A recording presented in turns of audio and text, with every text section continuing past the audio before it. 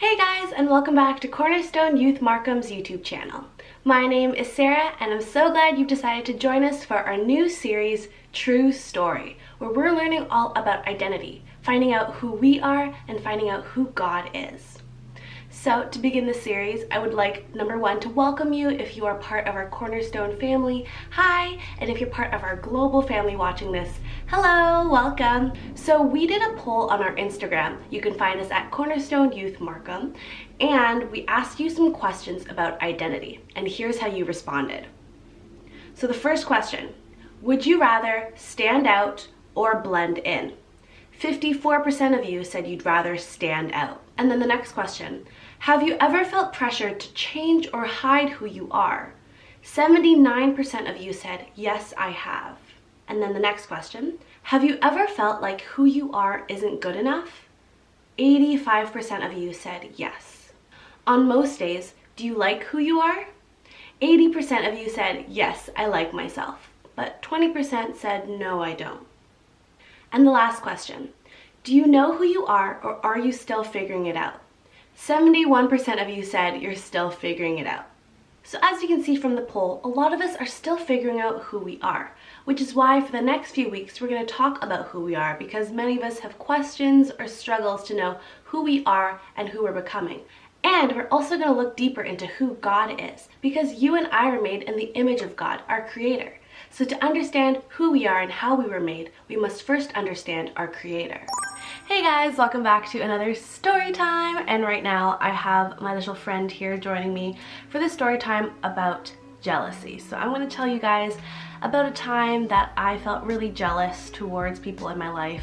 And it wasn't actually that long ago. So I recently graduated from university, and when I was in university, I didn't expect all the costs that would come with university. So obviously going to university costs a lot in general for school fees, but then also textbooks, but also getting to school. So commuting, like taking a train, taking a bus or subway, that costs money, and food costs money. So yeah, I was going into university. I didn't realize I had all these different things that cost money, and I did have, part-time jobs here and there.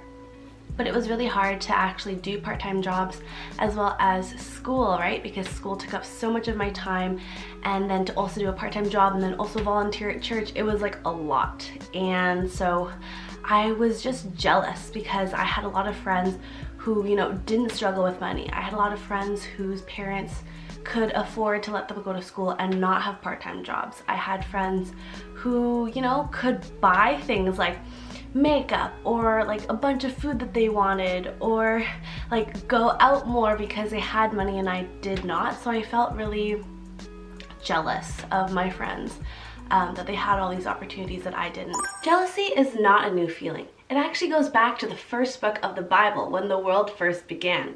So there's this story in Genesis 4 verses 1 to 8 about two brothers, Cain and Abel. So both of these brothers made offerings to the Lord, but God wasn't happy with Cain's offering. And we don't know exactly why, but we can kind of guess that it was due to Cain's bad attitude. So Cain was so angry with God, so jealous of his brother Abel, whose offering pleased the Lord, and so afraid of not being seen as important or worthy of love, that he actually killed his brother Abel. And then in Genesis 37, we read a story about Joseph, a 17-year-old, and his 11 brothers. So Joseph was the favorite of his father Jacob, and Jacob lavished on him attention, gifts, affection, and his brothers were jealous of that. To make it worse, Joseph started having these dreams about ruling over his brothers, and he would brag about it.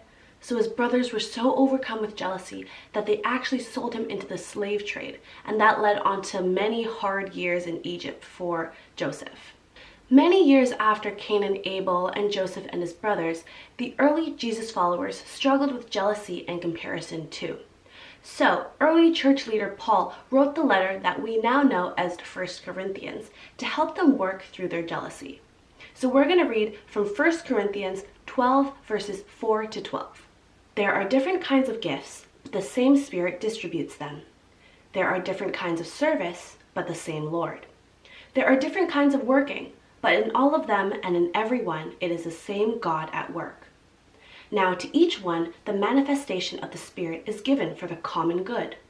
To one there is given through the Spirit a message of wisdom, to another a message of knowledge by means of the same Spirit, to another faith by the same Spirit, to another gifts of healing by that one Spirit, to another miraculous powers, to another prophecy, to another distinguishing between spirits, to another speaking in different kinds of tongues, and to still another the interpretation of tongues. All these are the work of one and the same Spirit, and he distributes them to each one, just as he determines. Just as a body, though one, has many parts, but all its many parts form one body, so it is with Christ. From this passage, we can learn so much about God and about us as his creation. So first, who is God? So this passage shows us that God is generous. He's trustworthy. He's caring. He's just and fair. To sum it up, God is good. And then, who are you? If we look at this passage, we know that God is with you. You have a purpose, and part of that is to let God use you for the good of others. Your gifts are unique to you. God didn't make mistakes when you were created. And your identity isn't just about you. It's found in community with others and in Jesus.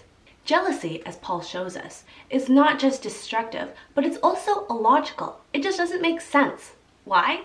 Because you were made by a good God. We talked about this. He is generous. He is trustworthy. He is caring, just, and fair.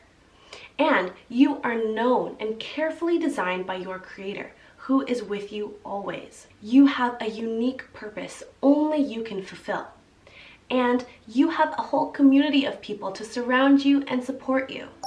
Like, there were times when I was scared that I would run out of money to pay for my train fee, so that meant I couldn't even go to school to go to classes. But God always found a way. He always made a way, whether it was, a part-time job out of nowhere, or whether it was someone's generosity.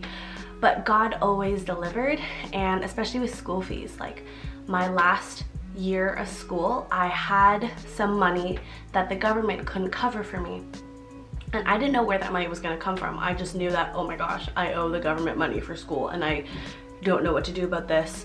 And so I just prayed, and like he always does, in the nick of time, God came through and he made that money appear from a place that I wasn't even expecting. So I was so surprised. And it was like, not like a little bit of money, this was like thousands of dollars that I needed. And he made a way when I thought there was no way. So even though I was so jealous of my friends who seemed to have it all, I have God, and God is better than anything. God is sufficient. God is enough. So we serve a great big God that no matter what we're dealing with, we can just trust in him and trust that he has it all in his hands.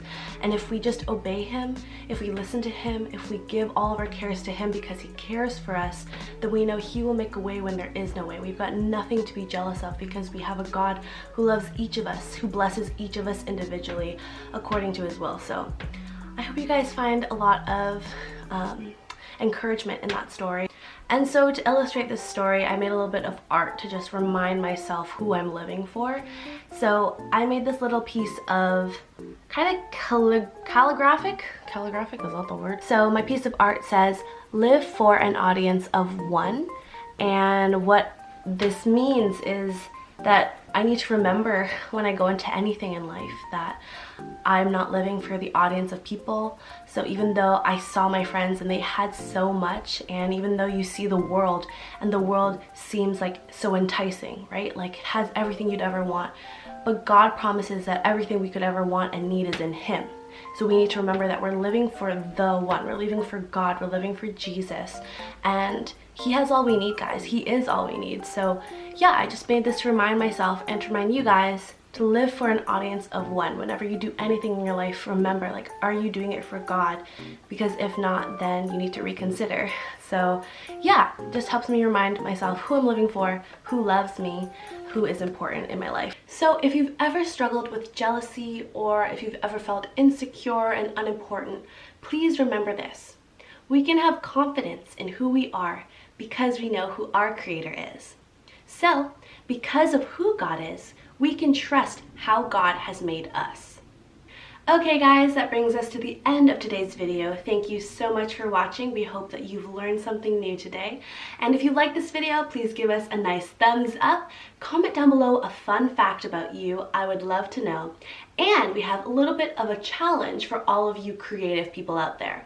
So if you can do your own piece of artwork showing who God is or how he created you, please tag us at Cornerstone Youth Markham, or ask your parents to email us. I'll be so excited to see what kind of artwork you guys send in, and maybe you'll be featured in our next YouTube video or on our Instagram.